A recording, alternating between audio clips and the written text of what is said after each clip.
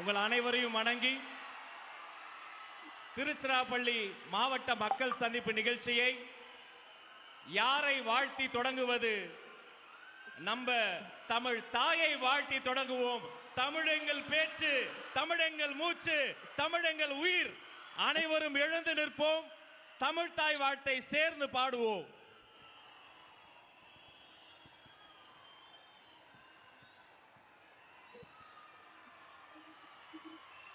நீராறும் கடலுடுத்த நிலமடந்தை கெளிலொழுகும் சீராறும் வதனமென திகழ் பரத கண்டமெதில் தெக்கணமும் அதிர் சிறந்த திராவிடனர் திருநாடும் தர்க்க சிறு பிறை நுதலும் தரித்தனரும் திலகமுமே அர்த்திலக வாசனை போல் அனைத்துலகும் இன்பமுற எத்திசையும் புகழ் மணக்க இருந்த பெரும் தமிழனங்கே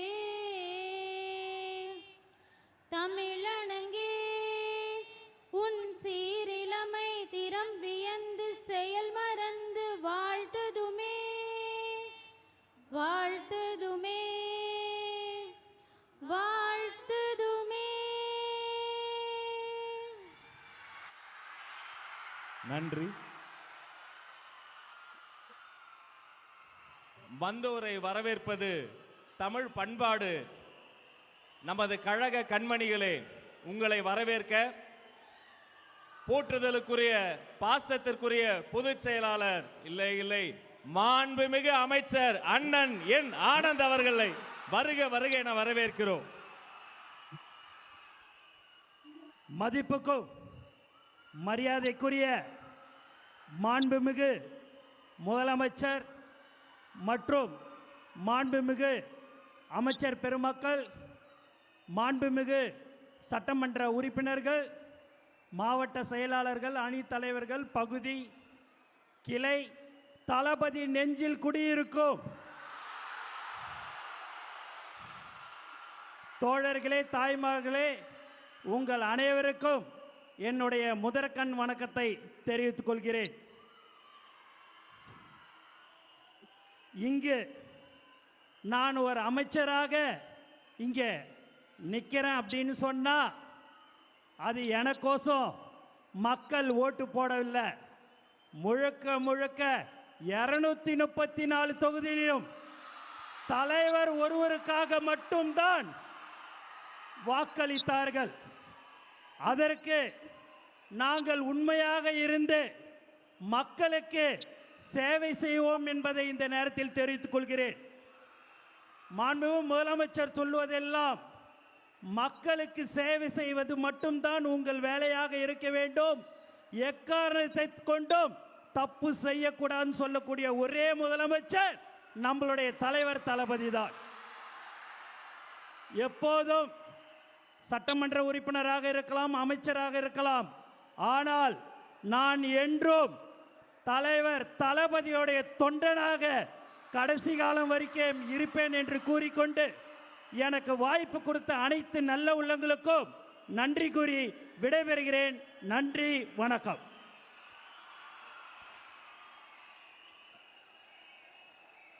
தளபதியின் தொண்டனுக்கு நன்றி.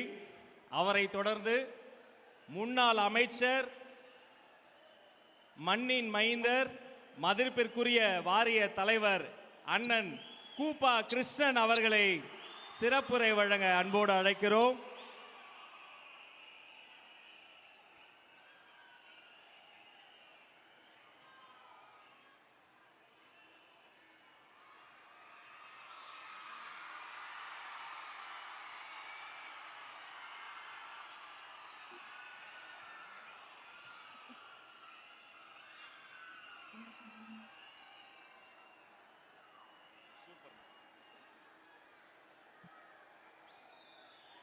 மலைக்கோட்டையை தன் நெஞ்சில் சுமந்திருக்கும் திருச்சிக்கு வருகை தரக்கூடிய சிறன்கோட்டையினுடைய தளபதியே, உங்களுக்கு எங்களுடைய பணிவான வணக்கங்கள்.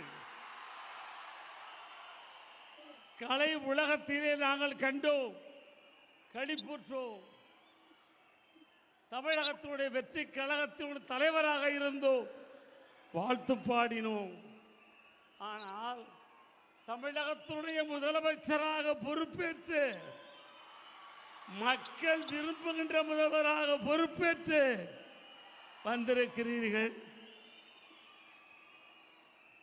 இது தமிழ்நாட்டிற்கு மட்டுமல்ல, சரித்திரத்தையே சாகடித்து விட்டு வந்திருக்கிறீர்கள். 90 ஆண்டு காலம் வாழ்ந்த அரசியல் கட்சிகளும் உண்டு, வைர விழா கண்ட அரசியல் கட்சிகளும் உண்டு, வெள்ளி விழா கண்ட அரசியல் கட்சிகளும் உண்டு. எப்படி ஐயா உங்களுக்கு இப்படி ஒரு துணிவு வந்தது? 2.5 ஆண்டு காலத்திலே ஒரு கட்சியை நடத்தி ஆட்சியை பொறுப்பேற்றிருக்கிறீர்கள் என்று சொன்னால் இது உலக அதிசயத்தின் வரலாறு, வேற எவருக்கும் கிட்டாத ஒரு வரலாறு. இந்த வரலாற்று நாயகரே, எங்களுக்கெல்லாம் ஒரு வழியை காட்டுகிறோம் என்று எங்களெல்லாம் பெருமைப்படுத்தினீர்கள். இப்பொழுது நாங்கள் காலில் நிற்கவே முடியலை.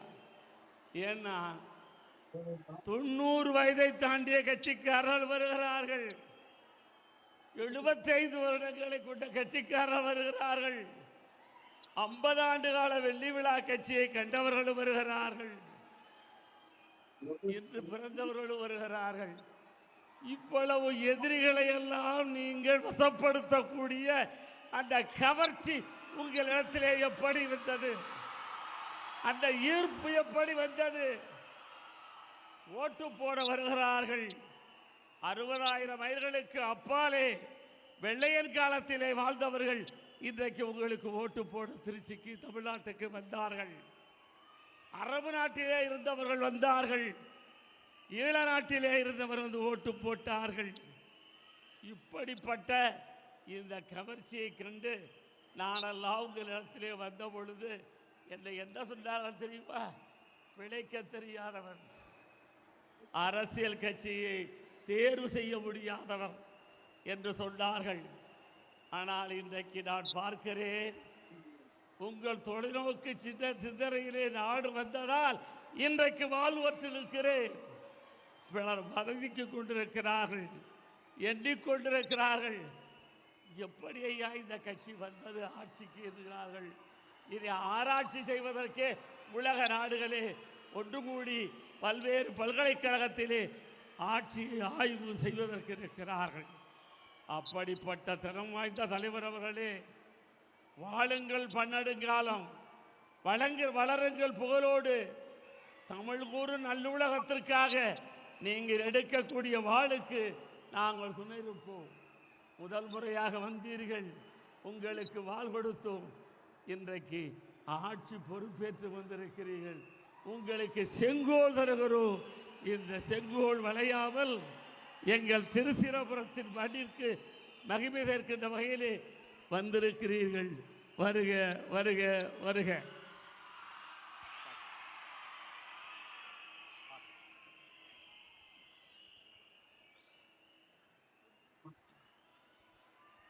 அண்ணன் பேசிவிட்டார்.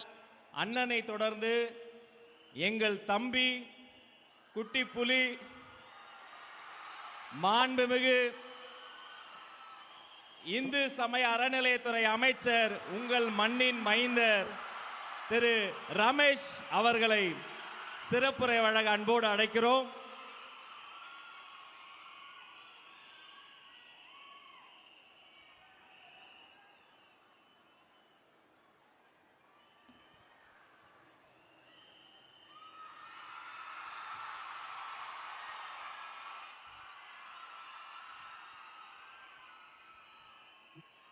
அன்னை தமிழிற்கு முதல் வணக்கம். என் ஆருயிரான தலைவர் தளபதி அவர்களுக்கு உயிர் வணக்கம்.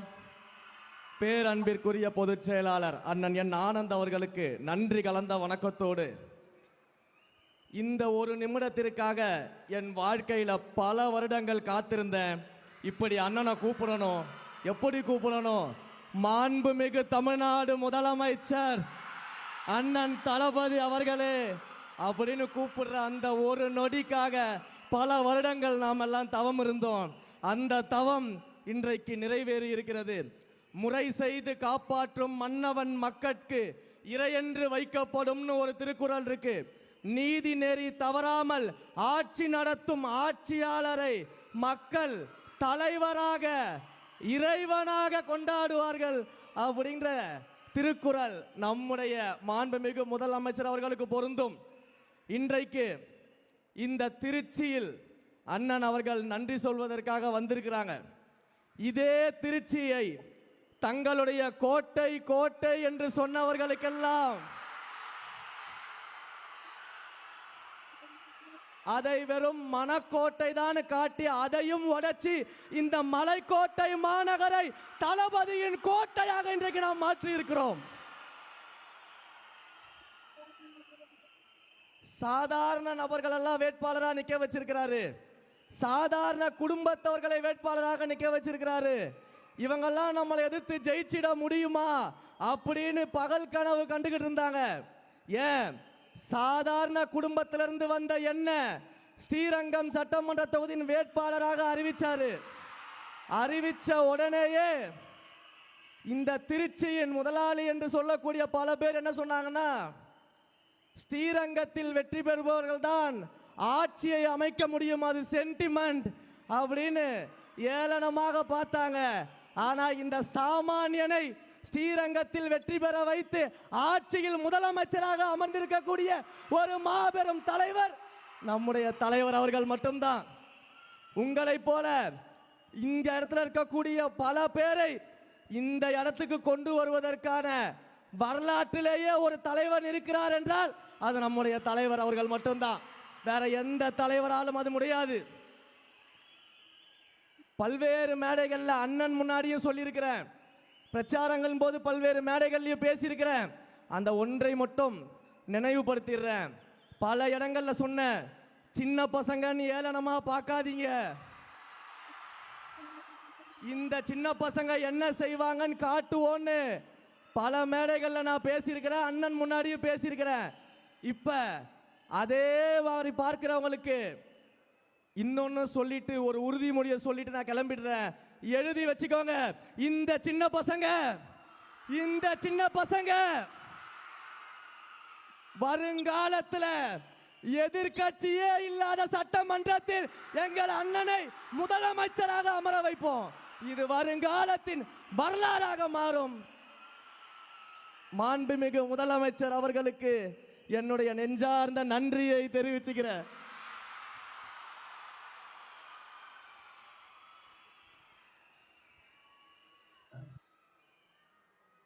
நன்றி.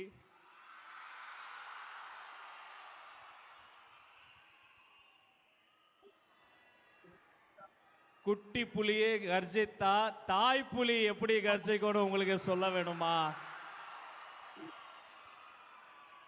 ஒரு நொடி யோசித்து பார்க்கிறேன்.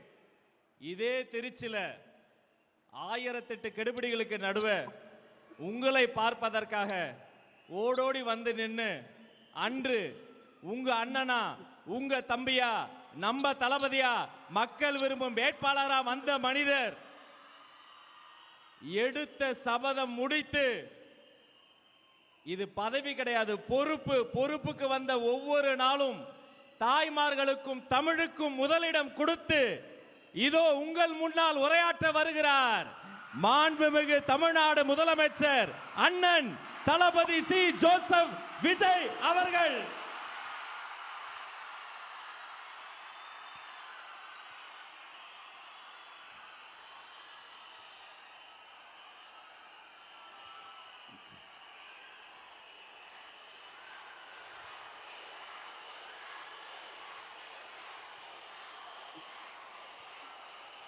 என் நெஞ்சில் குடியிருக்கும்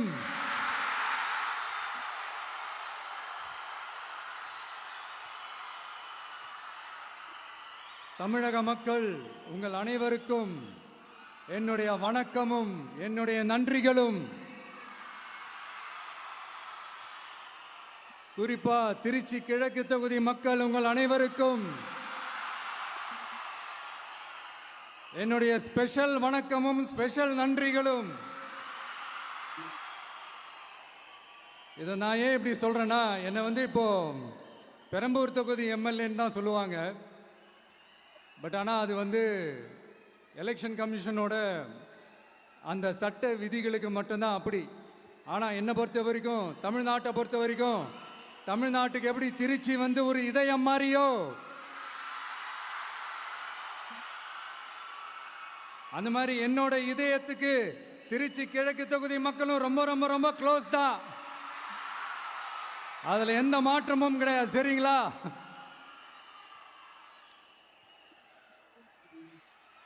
ஆட்சிக்கு சில வாரங்கள் கூட ஆகல. 6 மாசம் அமைதியா இருப்போம்னு சொன்னவங்களாம் 6 நாள் கூட அமைதியா இருக்க முடியல.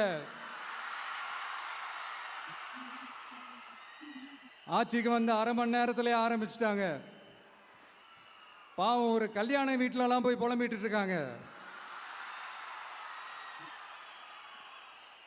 நான் சொன்னதெல்லாம் நடக்குதா? 1 by 1 எல்லா புலம்பல்ஸும். அது மாதிரி இத்தனை வருஷமா மாத்தி மாத்தி உங்களை ஏமாத்திக்கிட்டு இருந்த இந்த 2 பேரையும் வேண்டாம்னு சொல்லி ஒதுக்கிட்டு உங்களுக்காக உண்மையா உழைக்க வந்த உங்க விஜய, உங்க அண்ணனை, உங்க தம்பிய முதல் அமைச்சரா இல்ல முதல் சேவகனா ஆக்கியிருக்கிறீங்க.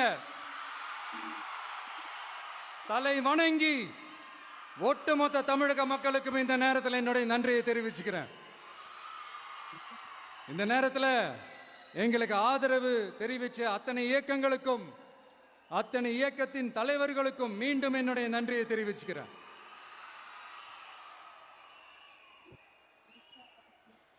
புரட்சி தலைவர் எம்ஜிஆர் அவர்களுடைய முதல் தேர்தலில் கூட இந்த அளவுக்கு ஒரு ஓட் பர்சன்டேஜ் வாங்கல அப்படின்ட்டு நிறைய பேர் சொன்னாங்க.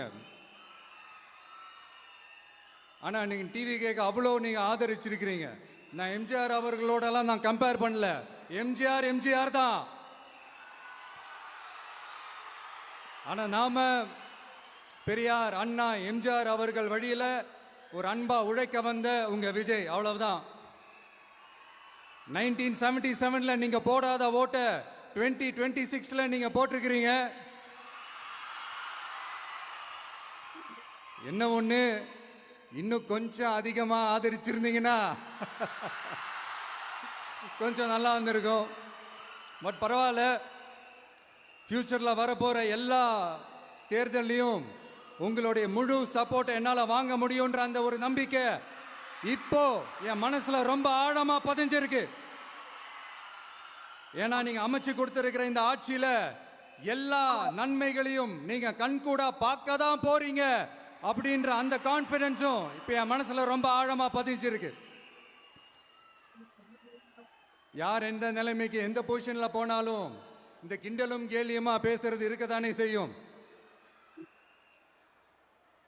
நம்மளை பத்தி, நம்ம அரசியலை பத்தி, நம்ம பேச்சை பத்தி இந்த கிண்டலும் கேலியுமா பேசிட்டு தானே இருப்பாங்க. அவங்க எல்லாருக்குமே என் சைட்ல இருந்து ஒரே ஒரு ரிக்வெஸ்ட், தயவு செஞ்சு நிப்பாட்டிடாதீங்க. தயவு செஞ்சு கண்டினியூ பண்ணுங்க. நீங்க தான் என்னோட எனர்ஜி ஃபோர்ஸ். நீங்க பேசிக்கிட்டே இருங்க, பேசிக்கிட்டே இருங்க, பேசிக்கிட்டே இருங்க. நான் மக்களுக்கு தேவையான நல்லதை செஞ்சுக்கிட்டே இருக்கேன், செஞ்சுக்கிட்டே இருக்கேன், செஞ்சுக்கிட்டே இருப்பேன். அடுத்து இப்ப நம்ம புதுசா அந்த சூட்லாம் போட்டு வரோம்ல, அதை பத்தி கூட நிறைய பேர், ஏன் நாமெல்லாம் கோட் சூட்லாம் போடக்கூடாதா? அதிகாரம் செய்யறவங்களும் ஆதிக்க சக்திகளும் மட்டும்தான் கோட் சூட்லாம் போடணுமா என்ன? அப்பெல்லாம் எதுவுமே கிடையாது. நான் என்ன கலர் கலராவா போட்டு வரேன்? 2 கலர். நம்ம எல்லாரும் மனசு மாதிரியே பிளாக் அண்ட் ஒயிட். எல்லாத்திலும் பிளாக் அண்ட் ஒயிட்டா இந்த விஜய் இருப்பான் அப்படின்னு காட்டுறதுக்கு தான் அந்த கலர். அடுத்து அந்த பிளாக் கூட யாரை குறிக்கும், எதை குறிக்கும்ன்றது நான் சொல்லி தான் தெரியணும்னு அவசியம் இல்லை. அது உங்களுக்கே நல்லா தெரியும். எல்லாத்துக்கும் இப்படி வழக்கம் சொல்லிக்கிட்டு நசன் பேசுற டைப்பும் நம்ம கிடையாது. உங்களுக்கே தெரியும், அதிகபட்சமா எல்லா மீட்டிங்கிலும் 20 நிமிஷம்குள்ள தான் நான் பேசியிருக்கிறேன். அதனால இப்ப மக்கள் என்கிட்ட என்ன சொல்றாங்க அப்படின்னா, இந்தப்பா விஜய், நீ எங்களுக்காக உழைக்கிறதுக்காக வந்திருக்கிற, அந்த வேலையை மட்டும் பாரு, உன்னை பத்தி பேசுறவங்கள நாங்க பாத்துக்கிறோம் அப்படின்னு சொல்லிட்டாங்க. சரி, ஆனது ஆச்சு. இப்ப என்ன, உனக்கு எதிரிகளே இல்லையா அப்படின்லாம் கேட்டா, அப்படிலாம் நான் சொல்ல மாட்டேன், அப்படிலாம் நான் நினைக்கவும் மாட்டேன், அப்படி நினைக்கவும் கூடாது. இப்பவும் சொல்றேன், அரசியல் ரீதியா சொல்றேன், 2 பேருக்கு நடுவுல தான் போட்டியே. ஒன்னு, இன்னொன்னு எஸ், ஒன்னு டிவிகே, இன்னொன்னு டிஎம்கே. இதுக்கு நடுவுல வேற யாருக்கும் எந்த வேலையும் கிடையாது. ஏதாவது இருக்குன்னு சொல்றீங்க? எலெக்ஷனுக்கு முன்னாடியும் அவங்களுக்கு ஒரு வேலையும் இல்லை, இப்ப எலெக்ஷனுக்கு அப்புறம் சுத்தம். ஆனா இந்த திமுகவும் மற்றும் பலரும் ஒன்னா சேர்ந்துக்கிட்டு இந்த விஜயோட ஆட்சி வந்துடக்கூடாதுன்னு சொல்லி ஒரு கூத்து ஒண்ணு பண்ணாங்களே, அந்த கடைசி 5 நாள், அடாடாடாடாடா, நமக்கெல்லாம் ஓஹோ இப்படியெல்லாம் கூட நடக்குமோ என்ன கூத்துங்கிறீங்க. ஆனா ஃபியூச்சர் என்னவா இருக்குன்றதை மட்டும் இப்ப நான் சொல்றேன். உங்களுக்காக உண்மையா உழைக்க வந்த இந்த விஜயா, இல்ல இந்த விஜயோட ஆட்சி அமைஞ்சிடக்கூடாதுன்னு தடுக்க நினைச்ச ஸ்டாலின் சாரா, அவ்வளவுதான். இதுக்கு நடுவுல வேற யாரும் எந்த அல்லு சில்லும் உள்ள வந்து நம்மளை தடுக்கிறதோ எதிர்க்கிறதோ ஏதாவது பண்ணாங்கன்னா நிர்வாகம் அதுக்கு பொறுப்பில்லை ராஜா, நிர்வாகம் அதுக்கு பொறுப்பில்லை. ரிசல்ட் என்னவா வரும்ன்றது அது உங்களுக்கே நல்லா தெரியும். நம்மளை ஏளனமா பேசுறதா நினைச்சு நினைச்சு அவங்களுக்கு ஆப்பு வச்சுக்கிறாங்க. திமுக நம்மளை தடுக்க, திமுக நம்மளை எதிர்க்க, திமுக நம்மளை அவமானப்படுத்த அத்தனையும் நமக்கு நன்மையே.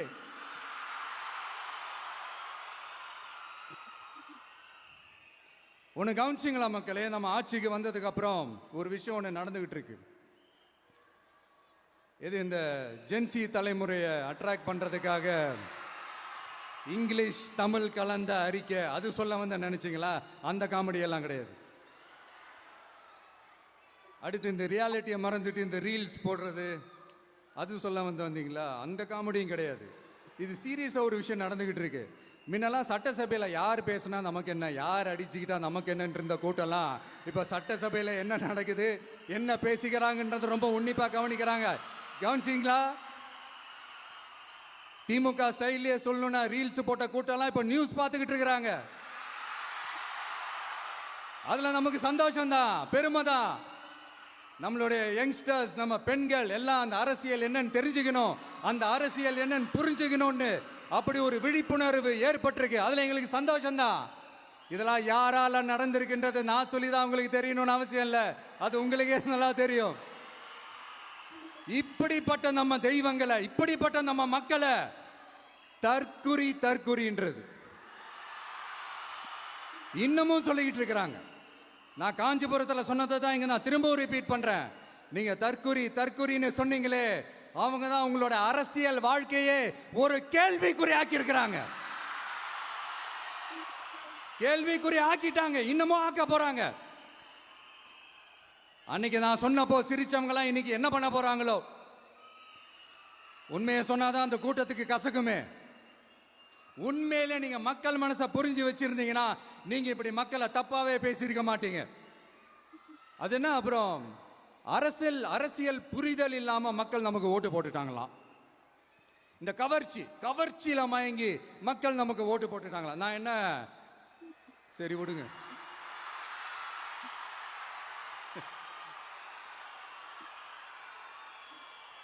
மக்கள் அவங்களுக்கு ஓட்டு போட்டா அந்த மக்கள் நல்லவங்களாம், அதே மக்கள் நமக்கு ஓட்டு போட்டா அந்த மக்கள் கெட்டவங்களா, தற்குறியா. இதே மக்கள் தான் இத்தனை வருஷமா உங்களுக்கு ஓட்டு போட்டுட்டு இருந்தாங்க. உங்களுக்கு மட்டும் என்ன, வேற ஏதாவது பிளானட்ல இருந்து குதிச்சு ஓட்டு போட்டு போனாங்களா? தற்குறியாமா, தற்குறி நல்லா வருது, வேணான்னு பாக்குறேன். எங்க அண்ணன் விஜயகாந்த் அண்ணன் சொல்ற மாதிரி, அண்ணா அவர்கள் ஆரம்பிச்ச கட்சியை ஒரு அடிமை கூடாரமா ஆக்குனது யாருங்க சார்? இப்படியெல்லாம் ஆக்கிட்டு உண்மையை சொல்லு உடன்பிறப்பேவா. உங்களோட அந்த உண்மையான உடன்பிறப்புக்கெல்லாம் என்ன சொல்றாங்க தெரியுமா சார்? திமுக இப்படி ஆனதுக்கு காரணம், அந்த காரணத்தை வெளியிலலாம் போய் தேடாதீங்க, உங்க குடும்பத்துக்குள்ளே கேளுங்கங்கிறாங்க. உங்களுக்காக மாடா உழைச்சி தேஞ்சு போய் கிடக்கிறோம். திமுக இப்படி ஆனதுக்கு காரணம் உழைக்காம சொகுசா இருக்கிற உங்க குடும்பத்துக்குள்ளேயே போய் கேளுங்கங்கிறாங்க. ஒவ்வொரு திமுக தொண்டனும் அதை சொல்றாங்க. அதை புரிஞ்சுக்காம நம்மளையும் நம்ம மக்களையும் தப்பா பேசிக்கிட்டு, நீங்க மக்களை தப்பா பேசுனீங்கன்னா இந்த விஜய் வந்து கேள்வி கேட்பான், சும்மா இருக்க மாட்டான். இந்த விஜயும் தமிழ்நாட்டு மக்களும் வேறு வேறு இல்லை. இந்த விஜய் தான் தமிழ்நாட்டு மக்களோட ஒரு உண்மையான ஒரே பிரதிநிதி. இது இன்னைக்கும் சரி, நாளைக்கும் சரி, நாளன்னைக்கும் சரி, இதுதான் நிஜம். மறுபடியும் சொல்றேன், நமக்கும் மக்களுக்கும் இடையே இருக்கிற இந்த பூர்வ ஜென்ம பந்தத்தை, அந்த உறவை ஏதோ இந்த சதிகள் சூழ்ச்சிகள் பண்ணி யாராலையும் எதுவும் கெடுக்கவே முடியாது. கெடுக்க ட்ரை பண்ணீங்க நம்ம ஆட்சிக்கெல்லாம் வரதுக்கு முன்னாடி. என்ன சதிகள், என்ன சூழ்ச்சிகள், என்னென்னலாம் பண்ணி எப்படி எப்படியெல்லாம் தடுத்துடலான்னு. ஆனா இப்ப ஆட்சிக்கு வந்த இந்த சாமானிய மக்கள் ஆட்சியை நீங்க இந்த எதிர்கட்சியா இருக்கும் போது ஒன்று யூஸ் பண்ணுவீங்கல்ல, இந்த அறத பழைய டெக்னிக்கு, அதெல்லாம் யூஸ் பண்ணி நம்மளையும் மக்களையும் பிரிச்சிடலாம்னு நினைச்சீங்கன்னா அது ஒரு காலம் நடக்காது. மக்கள்லாம் ரொம்ப தெளிவாயிட்டாங்க சார், ரொம்ப தெளிவாயிட்டாங்க. அதனால ஒரு ஆக்கப்பூர்வமான ஒரு எதிர்கட்சியா செயல்பட்டு மக்கள் மனசை வெல்ல பாருங்க. இந்த கடைசி லாஸ்ட் 1 மந்தா நடந்த ஒரு சில விஷயங்கள் உங்ககிட்ட நான் ஷேர் பண்ணணும்னு ஆசைப்படுறேன். இந்த 200 யூனிட் மின்சாரம், கட்டணமில்லா மின்சாரம் அறிவிச்சோம். அதில் ஆல்ரெடி இருந்த 100 யூனிட் திமுக கொடுத்தது கிடையாது. மேடம் ஜெயலலிதா மேடம் இருந்தப்போ செஞ்சுட்டு போனது. ஸ்டாலின் சார் பதவி போன அந்த கடுப்புல அறிக்கையா விட்டு தள்ளிக்கிட்டு இருக்கிறாரு. என்ன பண்ணீங்க உங்களோட ஆட்சியில? மக்கள் பணத்தை, டாஸ்மாக்ல இருந்து அடிச்ச அந்த பணத்தை, ஊழல் செஞ்ச அந்த ஃபைல க்ளோஸ் பண்றதுக்கு அலையா அலைஞ்சிங்க. ஆனா இந்த விஜய் மக்களுக்கு தொந்தரவா இருக்கிற அதே டாஸ்மாக க்ளோஸ் பண்ணா. விவசாயிகளோட அந்த கடனை தள்ளுபடி மேக்சிமம் இந்த 1 மந்த்ல என்ன செய்ய முடியுமோ அதை செஞ்சான். நீங்க தான் அந்த நிதி சம்பந்தமா இருக்கிற எல்லா கேட்டையும் லாக் பண்ணி வச்சுட்டுல போயிருக்கிறீங்க. அதை சரி செய்ய வேணாமா? அதை ஒழுங்குபடுத்த வேணாமா? அதனால மறுபடியும் சொல்றேன், இந்த விஜய் பொய் சொல்லி ஏமாத்துறதுக்காகலாம் அரசியலுக்கு வரல. உங்க கூடவே நிக்கிறதுக்காக மட்டும்தான் அரசியலுக்கு வந்திருக்கிறேன். அதுல எந்த மாற்று கருத்துமே கிடையாது. கவலையப்படாதீங்க விவசாய பெருமக்களே. அடுத்து இந்த சட்டம் ஒழுங்கு, அது சரியில்லை இது சரியில்லைன்னு சொல்லி திமுகவும் மற்றும் பலரும் மாறி மாறி கூவுறீங்க. நான் ஒண்ணு கேட்கிறேன், இந்த மாடல் அரசுன்னு சொல்றீங்களே, அதுல என்ன செஞ்சு வச்சுட்டு போயிருக்கீங்க? ஒரு ஊரு விடாம, ஒரு தெரு விடாம போதை பொருள் கலாச்சாரம் அப்படியே ஸ்ப்ரெட் ஆகி கொட்டி கிடக்குது. அது அப்பவே இனிஷியல் ஸ்டேஜ் அதை நீங்க கண்ட்ரோல் பண்ணிருந்தீங்கன்னா இத்தனை பெண் குழந்தைகளை, இத்தனை பெண்களை இழக்க வேண்டிய ஒரு சூழ்நிலை ஏற்பட்டிருக்குமா? எல்லாத்தையும் பண்ணிட்டு பழிய தூக்கி ஏன் மேல போடுறாங்க. நீங்க என்ன பழி நம்ம மேல போட்டாலும் மக்கள் நிம்மதியா வாழக்கூடிய அந்த செயலை கண்டிப்பா இந்த விஜய் செஞ்சுதான் காட்டுவான். அதுக்காக தான் எஃபிஷியன்டான போலீஸ் ஆபீசர்ஸ் நான் அப்பாயிண்ட் பண்ணியிருக்கிறேன். எஃபிஷியன்டான அந்த போலீஸ் ஆபீசர்ஸ் டீம் நான் அப்பாயிண்ட் பண்ணியிருக்கிறேன். பெண்கள் பாதுகாப்பான அந்த சிங்க பெண் காவல் படை நெக்ஸ்ட் வீக் அதை இனாகரேட் பண்ண போறோம். தப்பு செஞ்சவங்களுக்கான தண்டனை, அதுக்கான சார்ஜ் ஷீட் எல்லாமே ரொம்ப ஃபாஸ்டா, ரொம்ப ஸ்பீடா செய்யறதுக்கான அந்த வேலையை செய்ய சொல்லி இருக்கிறோம். கோர்ட்ல கூட தப்பு செஞ்சவங்களுக்கான அந்த கடுமையான தண்டனை வாங்கி கொடுக்கறதுக்கான அந்த வேலையையும் ரொம்ப சீக்கிரமா செய்ய சொல்லி இருக்கிறோம். அதனால நீங்க என்ன பழி நம்ம மேல போட்டாலும் உண்மையா உறுதியா மக்களுக்கு தேவையான எல்லா விஷயங்களையும் இந்த விஜய் செஞ்சு தான் காட்டுவான். இப்படியெல்லாம் நம்ம சொல்றதுனால இவங்க என்ன சொல்லுவாங்க தெரியுமா?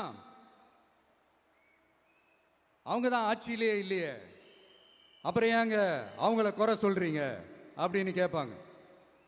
வேர்ல வெந்நிய ஊத்திட்டு போனவங்கள வெளிச்சம் போட்டு காட்டாம பின்ன வேற என்ன சொல்லுவாங்க? இதெல்லாம் மக்கள் கிட்ட நம்ம தெளிவா எடுத்து சொல்லணும் இல்லையா? அதுக்காக தான் இதெல்லாம் சொல்லிட்டு இருக்கிறேன். நம்ம மக்களுக்காக இவ்வளோ வேலை பார்க்குறோம், ஆனால் இவங்க அதையெல்லாம் விட்டுட்டு குதிரை பேரம் பண்ணுறாரு, அது பண்ணுறாரு, இது பண்ணுறாருன்னு சொல்லிட்டு தப்பாக கதையெல்லாம் அடித்து விட்டுக்கிட்டு இந்த தீய சக்தியும்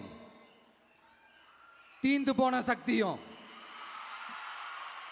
அதாங்க திமுகவும் மற்றும் பலரும் ஒன்னா சேர்ந்துக்கிட்டு திருட்டுத்தனமா யாருக்கும் தெரியாம ஒரு ஓரமா மூலையில உட்கார்ந்துட்டு பேரம் பேசி கூட்டு சேர்ந்து ஆட்சி அமைச்சு கொள்ளையடிக்க திட்டம் போட்டாங்க. அது ஏன் தெரியுமா? உங்களோட இந்த டிவிக்கு ஆட்சி அமைஞ்சா அவங்க பொழப்பே போயிடும். அந்த கொள்ளையடிக்கிறது, லஞ்சம், ஊழல் எல்லாமே கத்தம். அதான் இந்த காரணம். அடுத்து ஸ்டாலின் சார், திமுக வந்து இப்போ தீய சக்தி மட்டும் இல்ல, மக்களை விட்டு ரொம்ப தூரமா போன தூர சக்தி, ஓர சக்தி, கோர சக்தி, பார சக்தி. நீங்க எப்போ இந்த தீந்து போன சக்தியோட நீங்க கூட்டு சேர்ந்துக்கிட்டு ஆட்சி அமைக்கணும்னு நினைச்சீங்களோ அப்பவே இந்த திமுக தூர்ந்து போன சக்தியாகவும் ஆயிடுச்சு. நீங்களாம் நம்மளை பத்தி அவதூறு பேசலாமா சார்? இது நியாயமா? மக்களை இவ்வளவு பெரிய மக்கள் சக்தி நம்மளோடு இருக்கும் போது நமக்கு எதுக்கு வேற அரசியல்? எலெக்ஷன்ல 50-60 வருஷமா இருந்த சாதிய உடைச்சிருக்கிறோம், மதத்தை உடைச்சிருக்கிறோம், காசு கொடுத்து ஓட்டு வாங்கறத உடைச்சிருக்கிறோம். நாம எது செஞ்சாலும் கான்ஸ்டிடியூஷன்ல தான் செய்வோம். நாம சிங்கிள் மெஜாரிட்டி வாங்கி இருந்தாலும் நம்மள நம்பி முறையா கூட்டணியில கட்சியில ஆதரிக்க வர்றவங்களை அரவணைச்சு தான் இருப்போம். நான் இப்பவும் மீண்டும் டிக்ளேர் பண்றேன், டிவிகே ஆட்சி எந்த பாகுபாடும் இல்லாம எல்லாருக்குமான ஒரு ஆட்சியா தான் இருக்கும். அதுல எந்த மாற்றமும் கிடையாது. ஸ்டாலின் சார் மாதிரி ஊசலாட்டம் இருக்கவே இருக்காது. மதச்சார்பற்ற கொள்கையில சமரசமே இல்லை. மாநில உரிமைகள்ல விட்டு கொடுக்கவே மாட்டோம். நதி நீர் உரிமைகளை விட்டு கொடுக்கவே மாட்டோம். சமூக நீதி, சம நீதிய, சமத்துவ நீதிய ஒரு நாளும் விட்டு கொடுக்கவே மாட்டோம். அதனால திருச்சி கிழக்கு தொகுதி மக்களே, தமிழ்நாட்டில் இருக்கிற 234 தொகுதியும் நம்ம தொகுதி தான். அதுல எந்த கட்சி ஜெயிச்சிருந்தாலும் அது நம்ம தொகுதி தான். பெரம்பூரா இருக்கட்டும், திருச்சி கிழக்கா இருக்கட்டும், எனக்கு 2 கண்கள் மாதிரி. அதுலயும் திருச்சி கிழக்கு என் செல்ல புள்ள மாதிரி. அதனால வரப்போற இடைத்தேர்தல்ல உங்க வீட்டில் இருக்கிற ஒருத்தரை உங்கள ஒருத்தரை தான் வேட்பாளரா நிக்க வைக்க போறோம். நீங்க எப்படி இந்த விஜய்க்கு ஆதரவு கொடுத்து ஓட்டு போட்டு ஜெயிக்க வச்சீங்களோ அதே மாதிரி வரப்போற இடைத்தேர்தல்ல உங்களுடைய அந்த வேட்பாளரையும் ஜெயிக்க வைப்பீங்கன்ற அந்த ஒரு நம்பிக்கை நான் முழுமையாக தான் நம்புறேன். உங்களுக்காக உழைக்க வந்திருக்கிறேன். உங்களுக்காக எல்லா விஷயத்தையும் நான் பார்த்து செய்வேன். ஊழல் இல்லாத, லஞ்சம் இல்லாத ஒரு ஆட்சியை நான் கொடுப்பேன். I understand. ஒரே நாள் அது நடக்காததான், மேஜிக் இல்ல. பட் ஒரு நாள் அதை நான் நடக்க வைப்பேன்.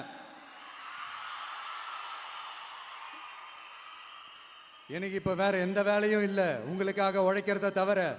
என் கடன் இனி என் மக்களுக்கு பணி செய்து கிடைப்பதே. மீண்டும் என்னை ஜெயிக்க வச்ச தமிழக மக்களுக்கும் திருச்சி கிழக்கு தொகுதி மக்களுக்கும் மீண்டும் என்னுடைய நன்றியை தெரிவிச்சுக்கிட்டு கான்பிடண்டா இருங்க, நல்லதே நடக்கும், வெற்றி நிச்சயம். மீண்டும் சந்திக்கும் வரை நன்றி, வணக்கம்.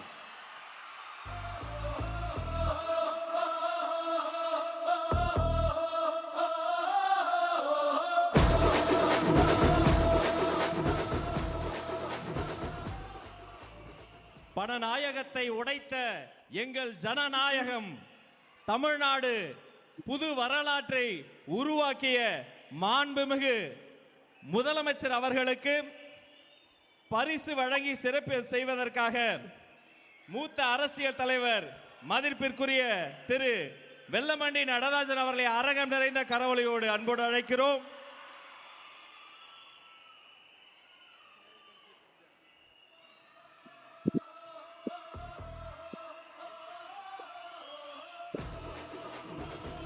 அவரோடு சேர்த்து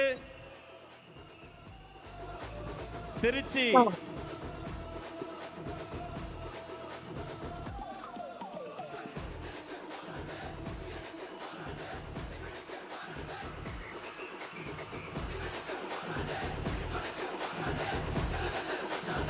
வெற்றி தலைவர் அவர்களுக்கு செங்கோலை பரிசாக வழங்குகிறார் அண்ணன் அவர்கள்.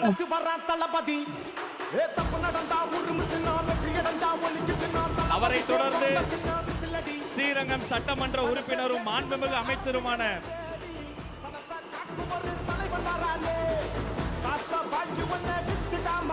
அன்பு சகோதரர் திரு ரமேஷ் அவர்கள்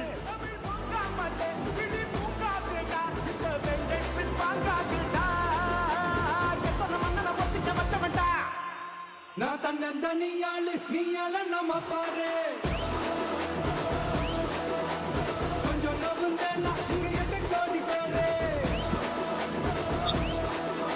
மலைக்கோட்டை மாநகரும் ஸ்ரீரங்கத்து கோபுரமும் ஒன்றாக காட்சி தரும் அந்த ஓவியத்தை பரிசாக வழங்குகிறார்.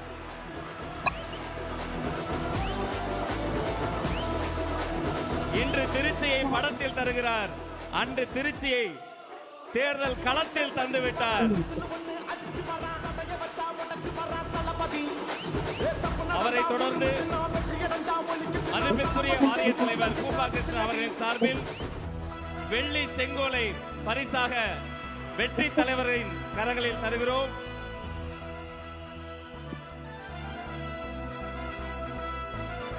நம்மிடமிருந்து விடைபெறுகிறார் மாண்புமிகு தமிழ்நாடு முதலமைச்சர் அண்ணன் C Joseph Vijay. Thank you so much sir. நன்றி.